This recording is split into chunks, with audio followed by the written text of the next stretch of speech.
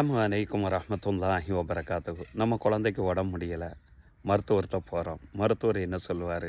குளிர்ந்த தண்ணீர் குடிக்கக்கூடாது, சுடு தண்ணீரை அந்த குழந்தைக்கு குடிக்க கொடுக்கணும், தண்ணீரை தலையில் ஊற்றக்கூடாதுலாம் சொல்லி அட்வைஸ் பண்ணி அனுப்புவார். நம்ம அதை அப்படியே என்ன செய்வோம், ஃபாலோ பண்ணுவோம். ஏன்? நம்ம பிள்ளையை பாதுகாக்க வேண்டும் என்ற அந்த உன்னதமான ஒரு நோக்கம்தாங்க. அந்த மாதிரி தான் படைத்த இறைவனும்.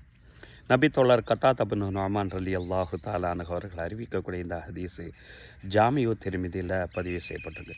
இதா ஹப்பல்லாஹு அபுதன் ஹமாஹு துன்யா. அல்லாஹ் இந்த உலகத்தில் ஒரு மனிதனை விரும்பி விட்டான் என்று சொன்னார்.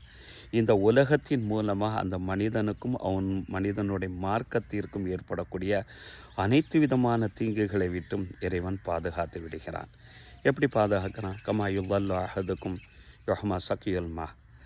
உங்களில் ஒரு நபர் தன்னுடைய சார்ந்த நபர்களுக்கோ தன்னுடைய குழந்தைகளுக்கு காய்ச்சல் ஏற்பட்டு விட்டது என்று சொன்னால், குளிர்ந்த தண்ணீரை குடிப்பதை விட்டும் குளிர்ந்த தண்ணீரில் குளிப்பதை விட்டும் எவ்வாறு அந்த நபரை பாதுகாக்கிறாரோ, அதுபோன்று படைத்த இறைவன் தான் விரும்பிய அந்த நபரை உலகத்தினுடைய அனைத்து விதமான தீங்குகளை விட்டும் அவனுடைய மார்க்கத்துக்கு ஏற்படக்கூடிய அனைத்து விதமான சோதனைகளை விட்டும் பாதுகாத்து விடுகிறான் என்றார்கள் நபி ஸல்லல்லாஹு அலைஹி வஸல்லம் அவர்கள்.